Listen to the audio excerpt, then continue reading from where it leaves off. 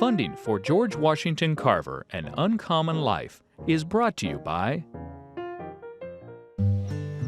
wherever your operation takes you, or who you share it with, we'll be where we've been all along, with you from the word go. the Wallace Genetic Foundation,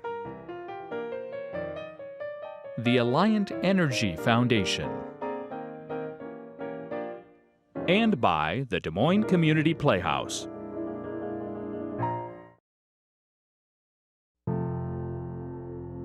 He was a man of many talents.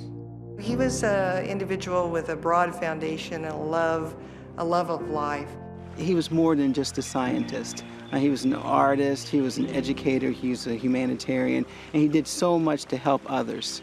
Scientist, professor, a leader, a man of faith. He was a conservationist. He was very creative, and he had a childlike wonderment about life. He loved humanity in the beginning. He loved black and white.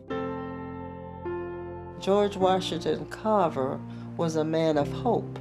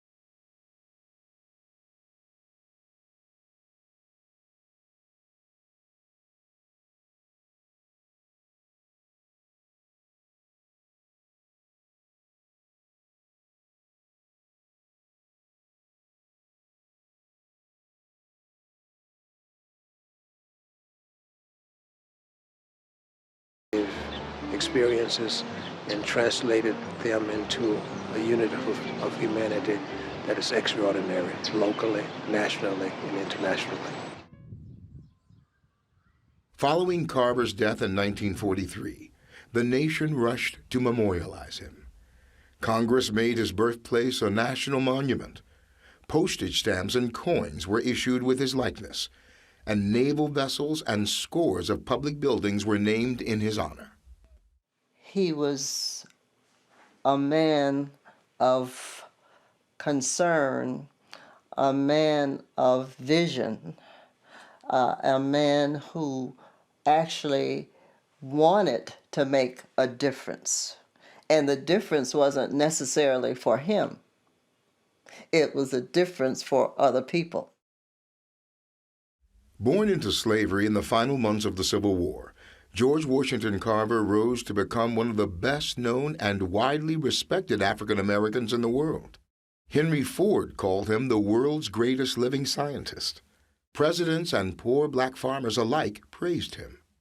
Mahatma Gandhi's assistant asked him for advice in creating a vegetarian diet for the Indian activist. Groups as different as the National Association for the Advancement of Colored People and the United Daughters of the Confederacy honored him. He's a usable hero for Americans, and I think that's a disservice to Carver. I think he is important for a lot of reasons other than that. In reality, Carver was a complicated man. Thousands of people around the world held warm affection for him and regarded him as a personal friend. Yet Carver never married, lived alone in a dormitory room most of his adult life, seldom socialized, and worked by himself in his laboratory. He was known for his humility and simplicity, wearing a tattered suit adorned by a single flower in his lapel.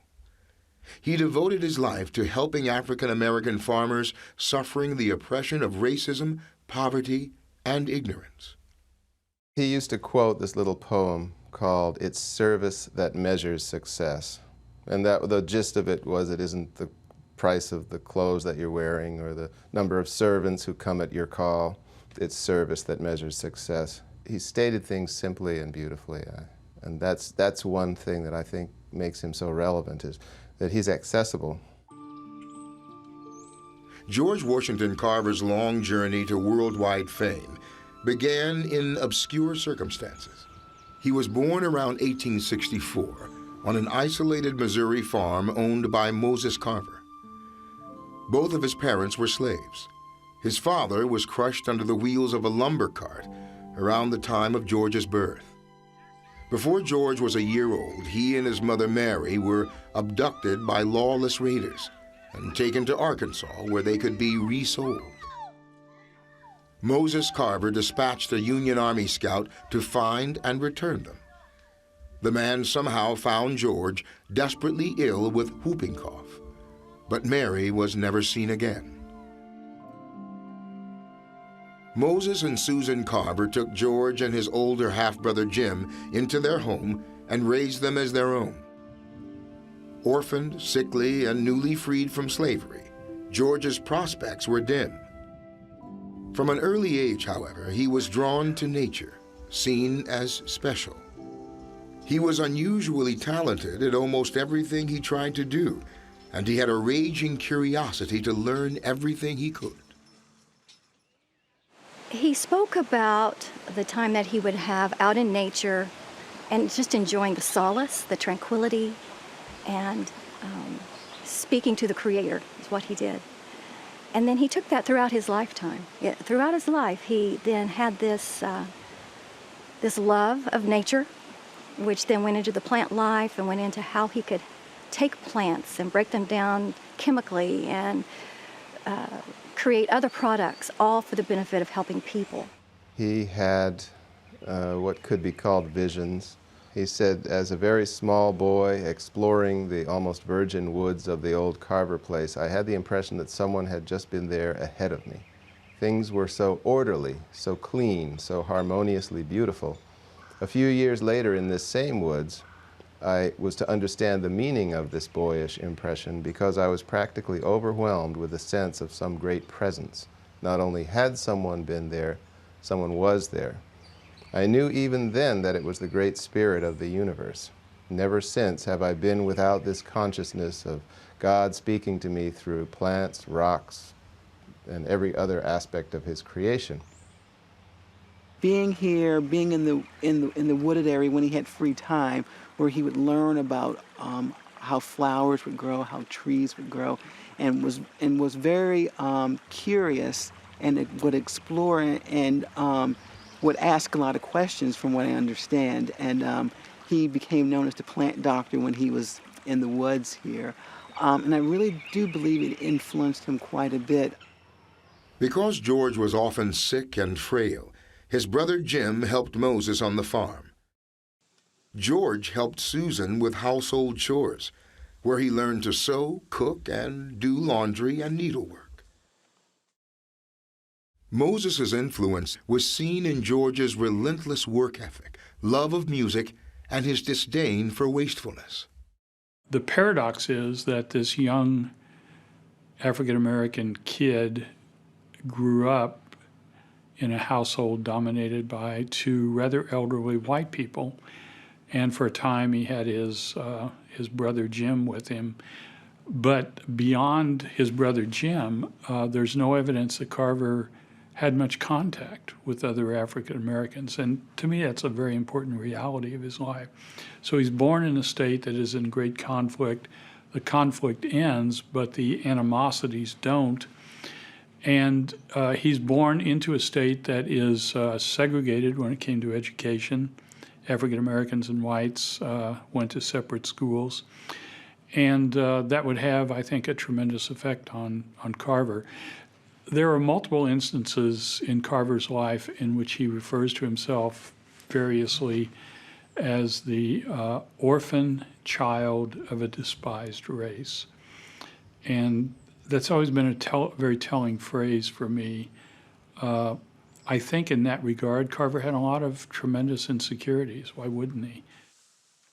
The Carvers did their best to provide George with some education, but by the time he was around 12 years old, his curiosity could no longer be contained.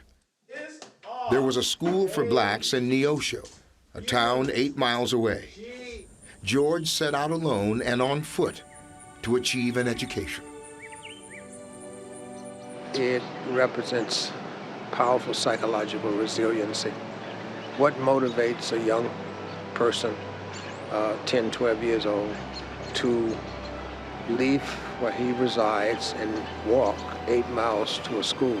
It is not only the site from which he originated his education, it's a site that actually represents the initiation of what I call his path to freedom. And that's the anchor, that's the beginning of the incredible story that is called Carver. When George arrived in Neosho, Andrew and Mariah Watkins, a childless black couple, agreed to take him in as long as he was willing to help with the chores. Even though George lived with the Watkins only a short period of time, Mariah seemed to have made a powerful impression on him.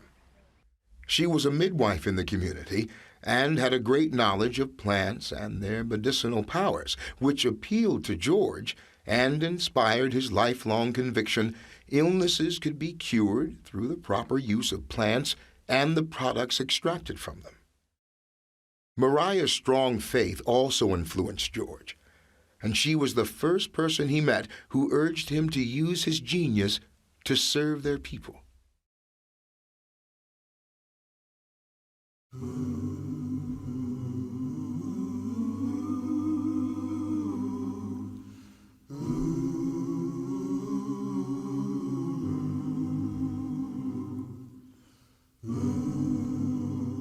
His what I term deeply forged spirituality, which does not mean the same thing as religion, which I'm arguing that a deeply forged spirituality requires one to wear it, be cognizant of it, be in contact with it in all one's interactions. And I think one of the reasons he was such an extraordinary humanitarian is that it derived from what I just spoke to. George loved people, and he dedicated his life to improving humanity's lot. He once wrote, "I love humanity and all humanity who is struggling to be something and somebody. I am not interested in complexion, texture of hair, nationality, etc. I like all of God's work. So may we continue to pray and to love each other more and more, if possible, as time moves on." That's what Jesus Christ did. He came to serve others. And that's why I feel that Carver did. I think the influence and influence of his life, like that of Christ, influenced a lot of other people in a very positive way. Dreams were real to him. Dreams he perceived to be God's way of talking to him. And in that regard, I think he thought he was special, that he was imbued with qualities that were God-given. And I think that was a source of great strength for him and a source of confidence. I've always said God gives everybody a talent. And God gave George Washington Carver a talent for science without compromising faith, religion, or God. And I think that's what motivated him. He was born with this mission. Even when he's a little boy, he probably didn't know when he was 5 years of age that he was going to be a great scientist and a great humanitarian, but God instilled that in him at birth. Okay, no, Mr. Carver? George's teacher, Neosho, was unable to give him the level of education that he desired. So when a couple stopped at the Watkins home on their way to Fort Scott, Kansas, he hitched a ride. He made friends, many of them white, but he was never far from the shadow of racism. In Fort Scott, he witnessed the lynching of a black man and left town immediately. Later, he was admitted to Highland College in Kansas, only to be turned away when officials saw the color of his skin. Those kinds of things could drive you into, a cave. You could just back up and say, I just can't face this. But he didn't. He just kept driving forward and facing the harsh realities ahead. And it's so interesting because towards the end of his life, when he was hired to be a spokesman for interracial cooperation, and what an impact he made on so many people that went on to impact others and impact others. And all those experiences he had, the encounters and the racial barriers, struggles, prejudice, and yet keeping one foot going in front of the other. One thing that I can appreciate from Carver is that, as an African American, is that all the things that Carver went through, leaving here and experiencing hate, and he did experience hate, that Carver was never bitter. And that's something that I definitely can appreciate. Even in our society today, which some things that Carver went through are still very relevant today as well. And sometimes I look on Carver's life story as an example of how I can be a better person as well. He didn't take the tragedies of life, the disappointments of life to define him. And he had things happening so much, so many things, that you how in the world did he even ever want to do anything, much less do something? Why would he want to help somebody else if he wasn't getting some of the things that he thought he should have?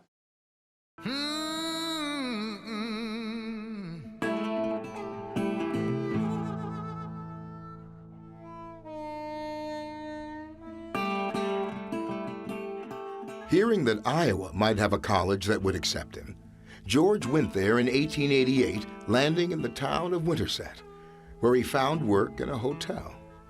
Visiting a local church there, he met a white couple named John and Helen Milholland. They treated him like family. Years later, he would say, "Mr. and Mrs. Milholland have been my warmest and most helpful friends." They did not know that he was going to grow to become this famous scientist or this famous educator. They just saw that he was a person who had worth. They saw a person who had potential. And they took the time to learn about him as an individual, and they took the time to see what they could do to encourage that potential. Though we all can't be like Carver, because I believe he had a real genius, we can all be like the kind of people who encouraged him and inspired him in his way. Just regular, everyday people doing what they could to learn about a fellow human being. Helen Milholland encouraged George to apply to Simpson College, a small Methodist school 20 miles away in Indianola, Iowa. He was accepted and enrolled on September 9th, 1890. Carver came here and presented his credentials, and the president, President Holmes at that time, said, "Well, of course you're welcome here," and admitted him, and thus began his career at Simpson College. Years later, George acknowledged the warmth of his reception at Simpson College, simply saying, "They made me believe I was a real human being." He really found a home there. There's a well-known story about how several of his fellow classmates would invite him to go to concerts, and he couldn't go because he didn't have any money. And before long, after this was known, he would return home to find concert tickets slid underneath his door.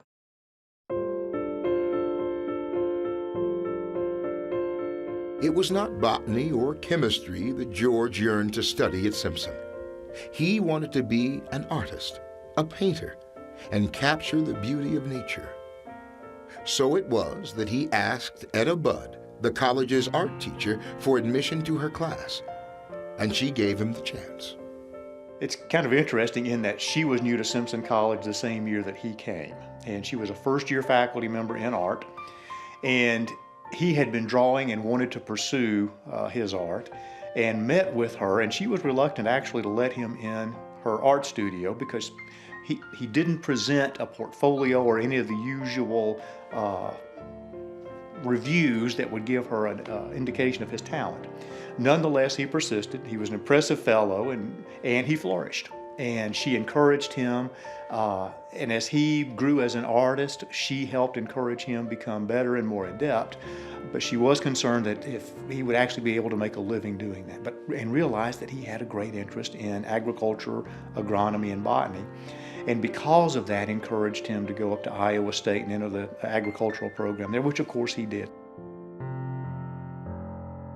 In 1891, George transferred to the Iowa Agricultural College and Model Farm, now Iowa State University in Ames, Iowa, where Etta Budd's father taught horticulture. He remained at Iowa State for 5 years as its first African-American student, earning a master's degree and becoming the first African-American faculty member. I think it was a powerful validation of his worth as seen by others. My view is that at that point, Carver was thereafter in charge of his own career and life. At first, life for George at his new school wasn't easy. He wasn't given a room near the other students. He wasn't allowed to eat with the other students. His professor, Pamela, gave him one of his laboratories to live in.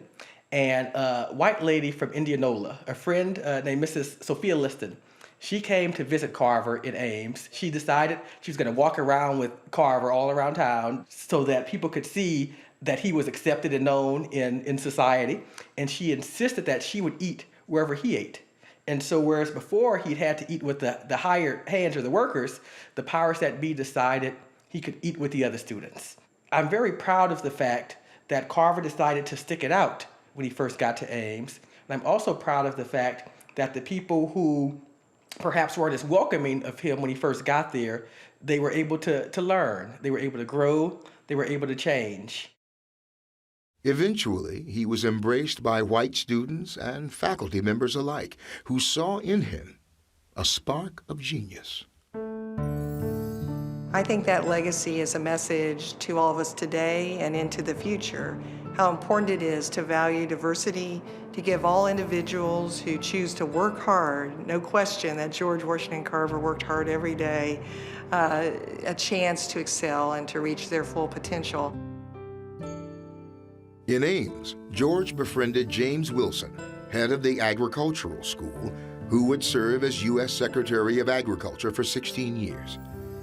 His dairying professor, Henry C. Wallace, would hold the same post in the 1920s. And Wallace's son, Henry A. Wallace, who frequently accompanied George on nature walks, would serve as agricultural secretary and vice president under Franklin D. Roosevelt.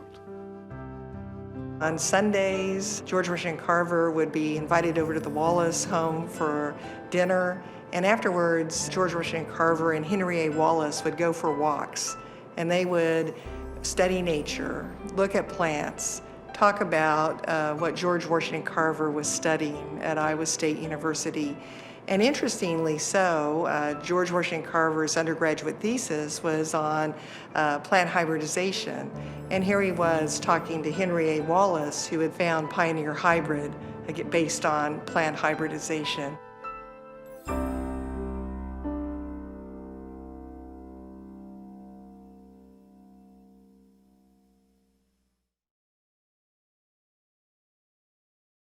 George planned to obtain a doctorate at Iowa State, and the school wanted very much to keep him on its faculty in what could have been a contented life of academic distinction. Then, in 1896, a letter arrived that would change everything. "I cannot offer you money, position, or fame," it said. "The first two you have. The last, from the place you now occupy, you will no doubt achieve. These things I now ask you to give up. I offer you in their place work, hard, hard work, the task of bringing a people from degradation, poverty, and waste to full manhood." It was signed by Booker T. Washington, the principal of an industrial and teacher training institute for black students in Tuskegee, Alabama.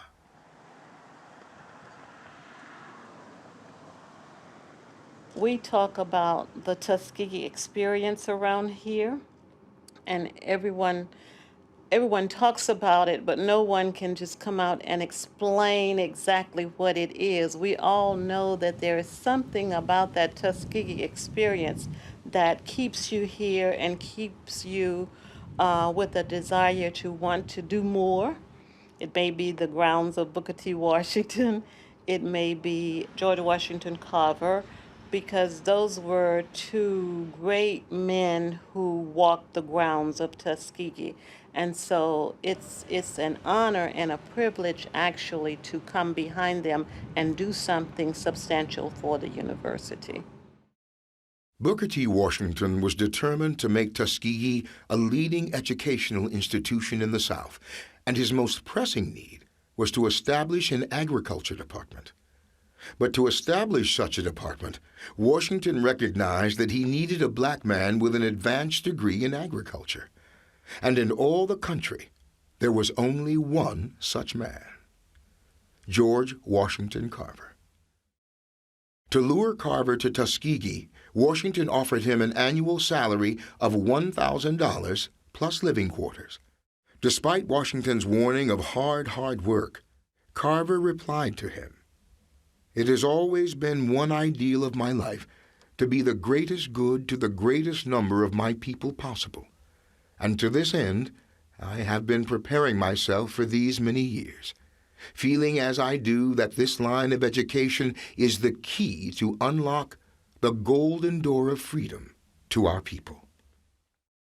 He would remain there until his death 47 years later.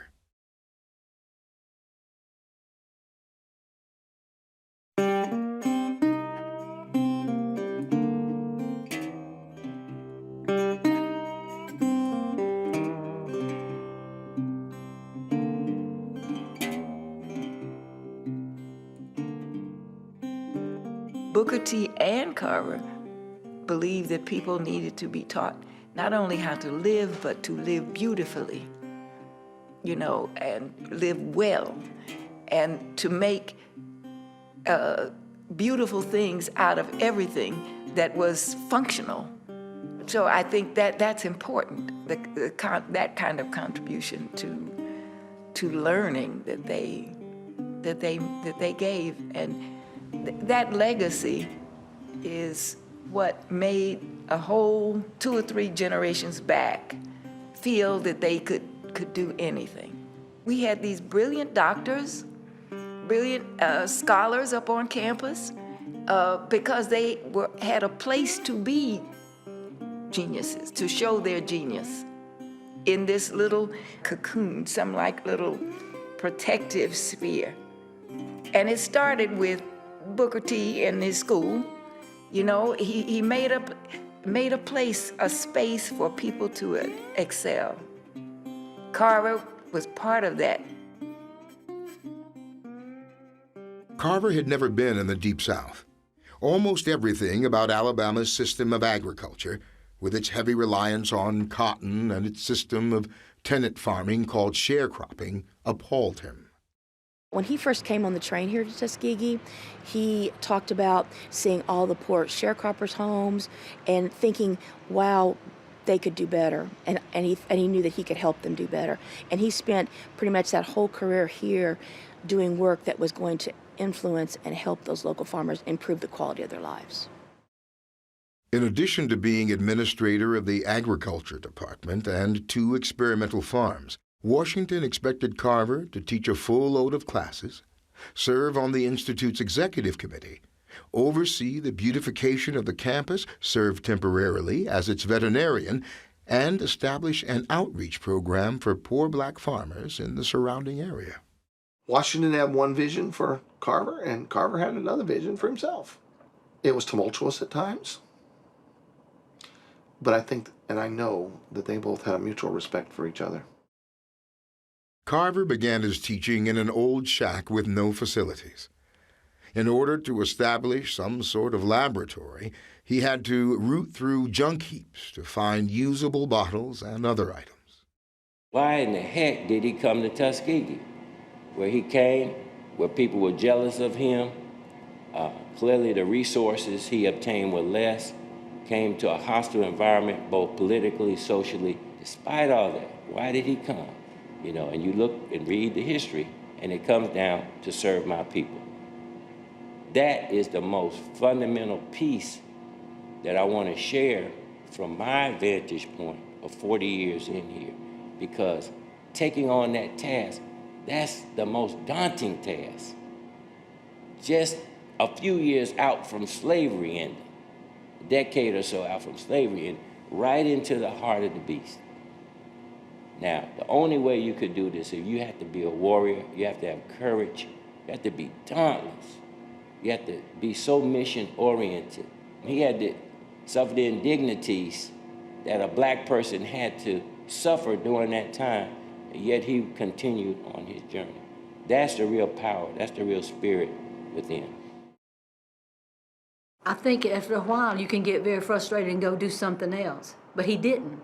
And that's, I think, his own core of what he never wavered from what his own commitment was in the very beginning. When Carver arrived in the South, there were roughly 5 million black farmers there. Only about 1/5 of them owned any land. Almost all of them shared a common problem: over-reliance on cotton as the region's main cash crop, together with the sharecropper system used to produce it, which depleted the soil and kept tenant farmers in a permanent state of impoverishment. Improving the practice of Southern agriculture and the lot of poor farmers became Carver's chief concern.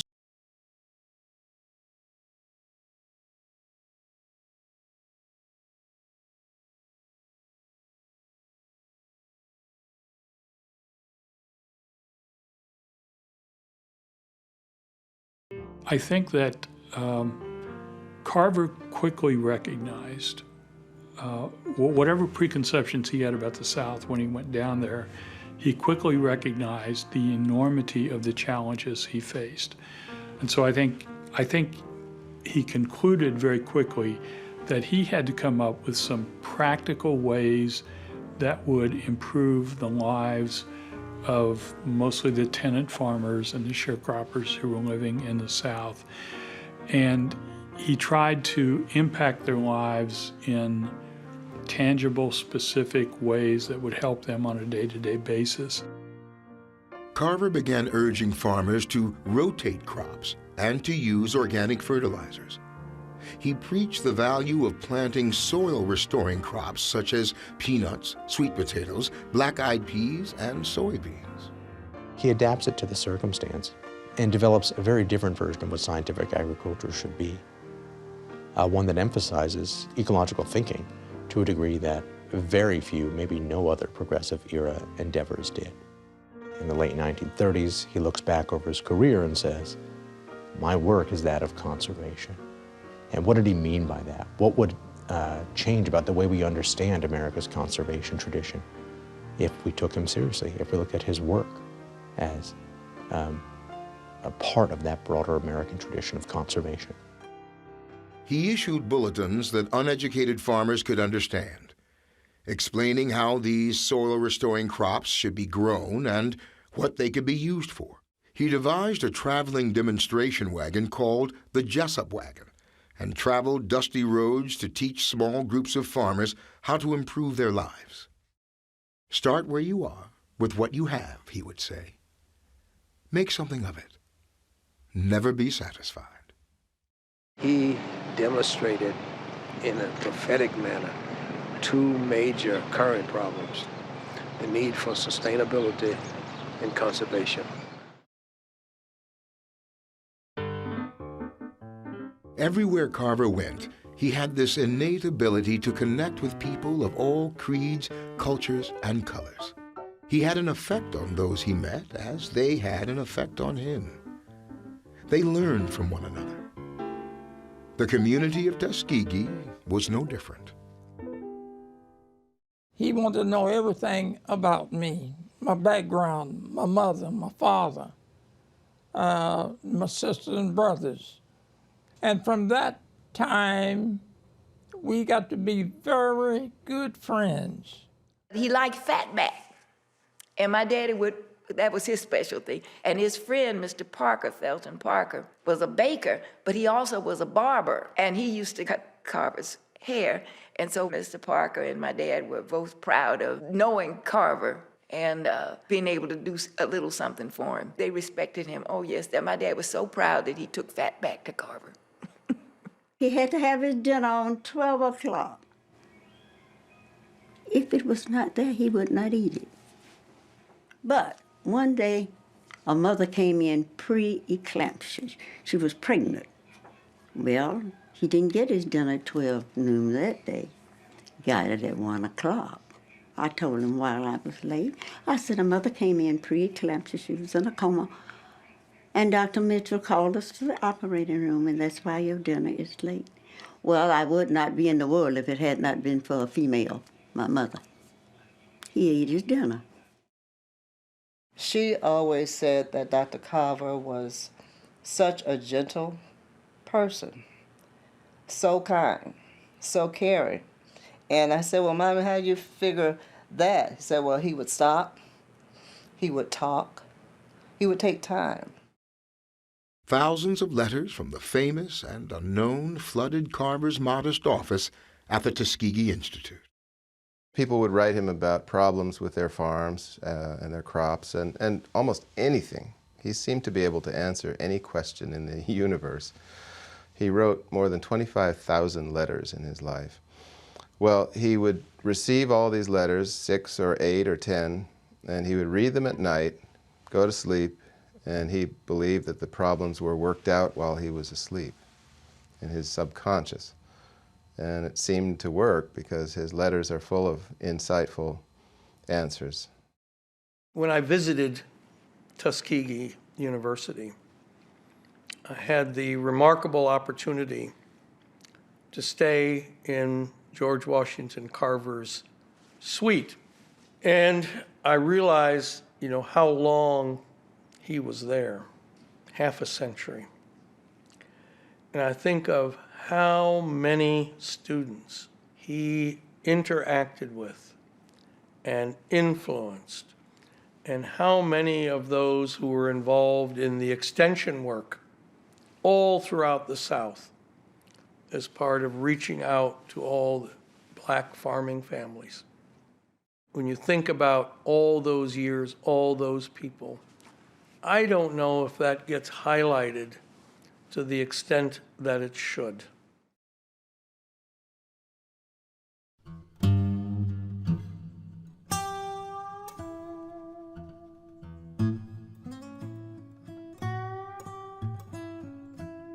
Most agree that Carver was a gifted teacher, whether in the classroom or in the field, who instilled a sense of wonder and curiosity in his students. I interviewed a number of his former students.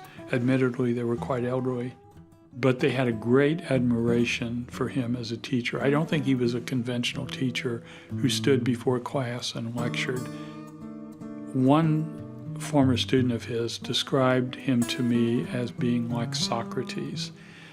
He said he would never tell you anything. He would force you to work for answers yourself. And I think that's why students found him so challenging and interesting. And there's abundant evidence that he spent enormous amount of time with students, and that even after students left, he maintained correspondence with them.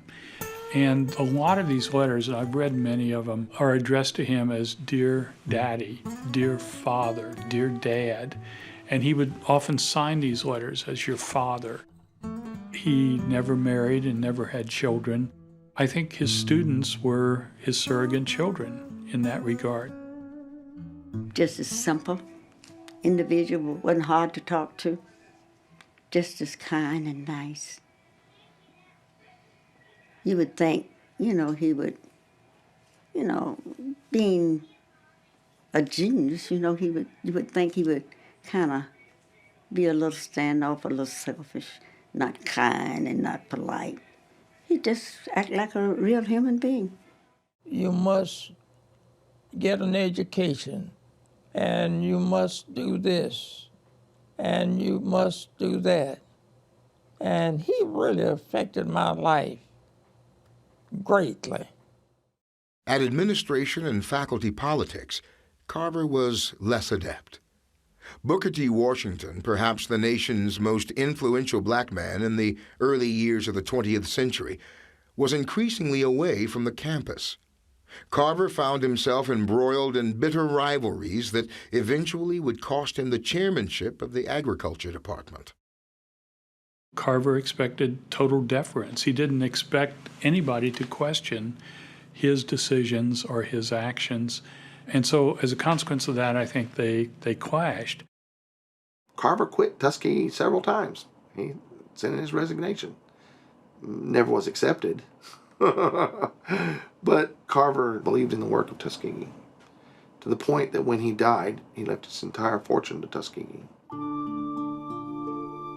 He stayed in large part because of his loyalty to his adopted region and its struggling farmers, and to the hundreds of earnest students, his children, who idolized him. As his tenure at Tuskegee approached 2 decades, George Washington Carver was well known and respected throughout the South and among agriculturalists in other areas of the country. Then, in late 1915, an event took place that put Carver on the path to international stardom. Booker T. Washington unexpectedly died. They had a new president. Washington had only called himself the principal. He'd never said he was the president. But the new person, Robert Russo Moton, called himself the president. He was very good, but things changed a lot for Carver as soon as Moton took over. I mean, Carver was starting to want to withdraw into his laboratory a little bit more. And he pretty much told the new president that he was going to do that. He didn't really ask, and he went along with it. So suddenly Carver was able to control his own destiny. Within a year, he had been elected to the board of the National Agricultural Society and became the first black man to be elected a fellow in Britain's Royal Society for the Encouragement of the Arts. Yet few of Carver's inventions ever found wide use, and only 3 ideas were patented: 2 for paint produced from clays, and 1 for cosmetics, leading some to question Carver's scientific legacy. He had a probing mind of developing things, and he didn't care anything about money. The auditor was on him all the time to cash his checks. One way to look at Carver's works is just to think about him being the integrator of research and extension and coming up with the multiple uses of peanuts, of ways of dealing with the boll weevil, crop rotations, which some people may say that's not science because it's not basic, but it is real in terms of applying sciences that are going to serve society. There's a real role for applied research. It does not have to justify itself. That's always been a puzzle to me, is that people have claimed that Carver wasn't a good scientist or wasn't a scientist because they never could find any of his works to prove it. Well, we have those works. They dispel any of that. They're replete with any numbers of calculations, observations. He uses the scientific method over and over again. That alone should settle the issue. I think in everything he did, he said he was searching for the truth. That's what science is about. So I think he was true to himself, and he never wavered from what he really believed. Carver came to prominence around 1920 for his work with peanuts, which eventually led to his creation of over 300 products from the plant. He said that one time a woman came and said, "Well, Mr. Carver, I planted all these peanuts, and now what am I going to do with them?" And he said, I had a sort of stupid look on my face, and I said, "Well, I'll think about it. And he went back to his laboratory. And that's the famous story of when he sat out in the woods and said, Mr. Creator, asked him what he should do. And the Creator said, well, what do you want? And he said, I want to know all about nature, or something very broad. And the Creator said, that's far too big a question for you, little man. You must narrow it down, increase the intent and decrease the extent. And Carver said, well, how about knowing about the peanut? And he said that the Creator said, well, that's a little bit more your size, but it's still infinite. And so Carver set to work and created hundreds of products out of the peanut. And this was a demonstration. This is to say, look what you can do. His peanut work intrigued people, and so became the main feature of his public persona. Sometimes his message of planting soil-building crops got lost in all the attention he received on that one phase of his work. And there were other factors working against the world hearing his message. It's ultimately the political economy of the South that causes Carver's campaign to fail.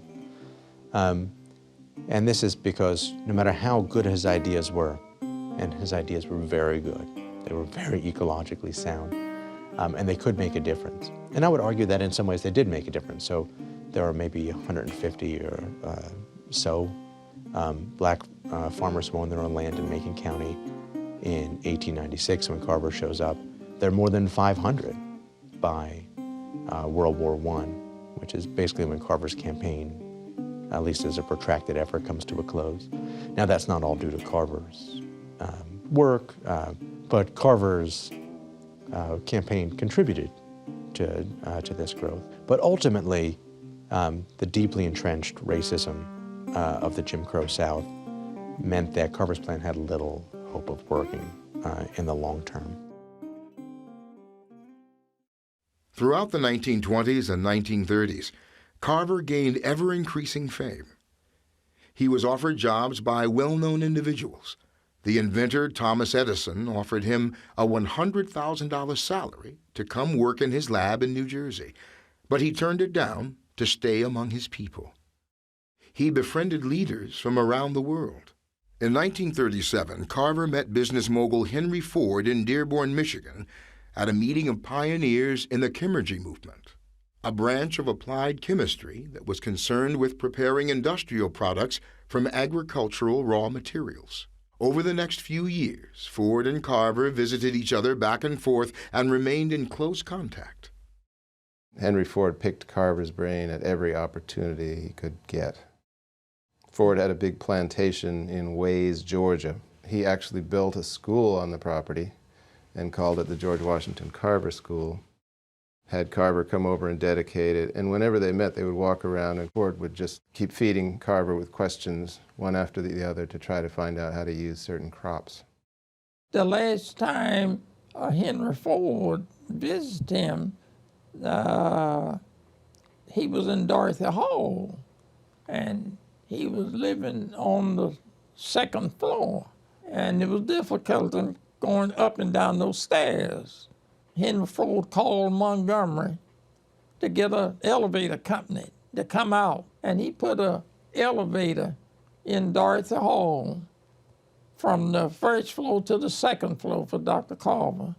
Henry Ford thought a lot of Dr. Carver.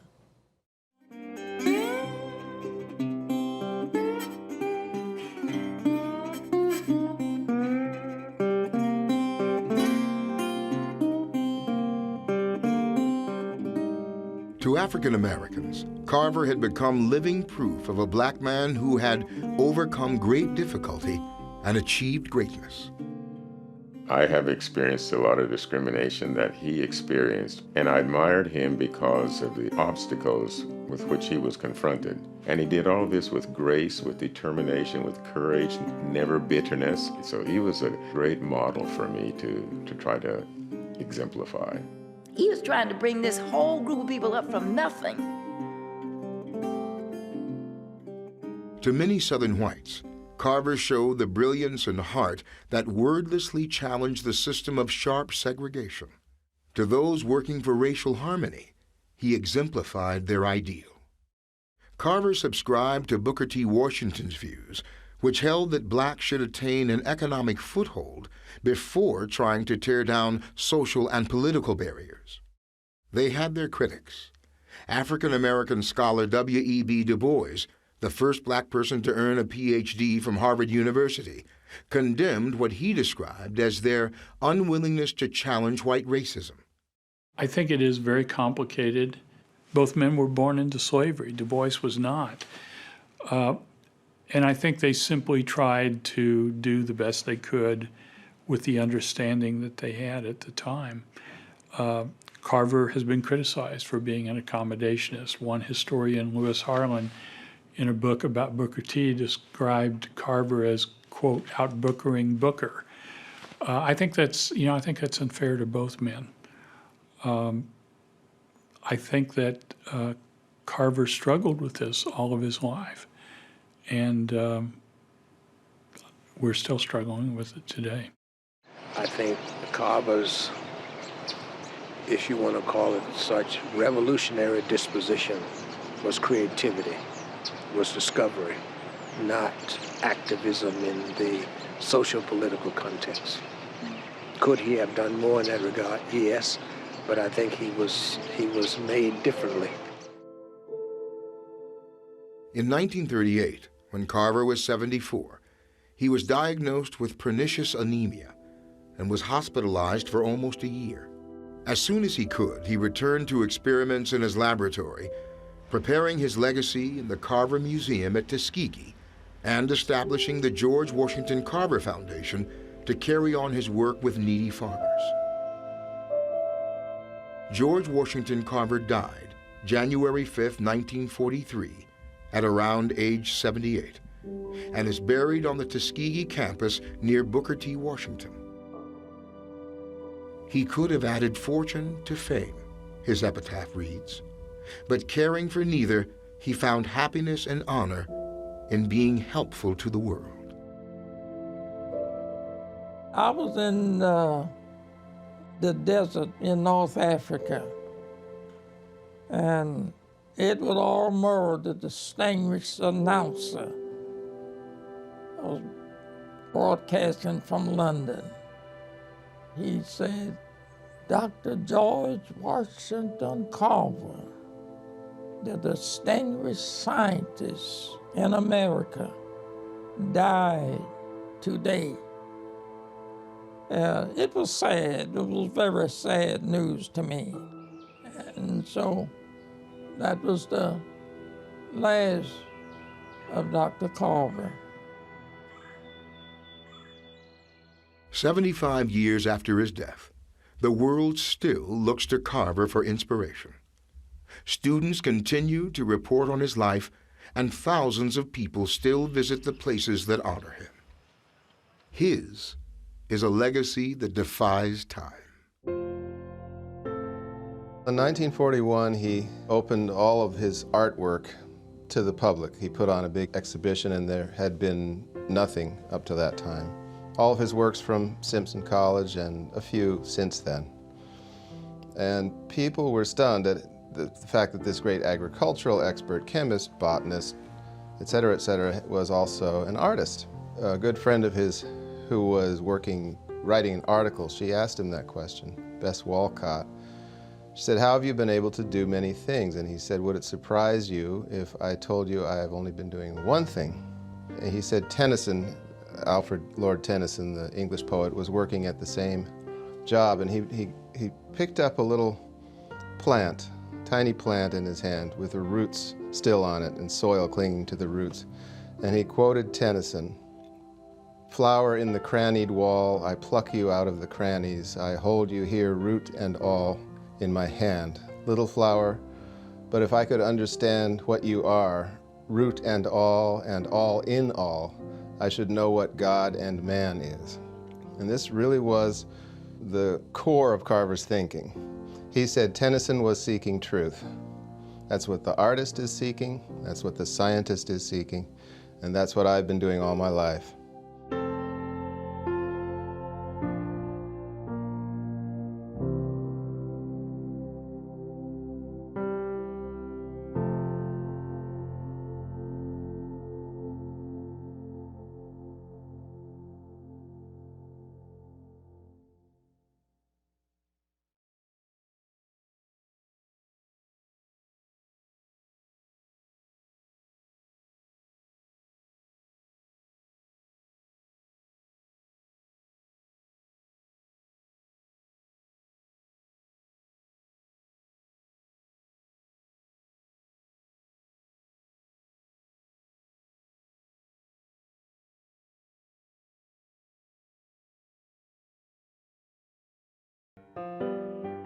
Funding for George Washington Carver, An Uncommon Life, is brought to you by Wherever your operation takes you, or who you share it with, we'll be where we've been all along. With you from the word go.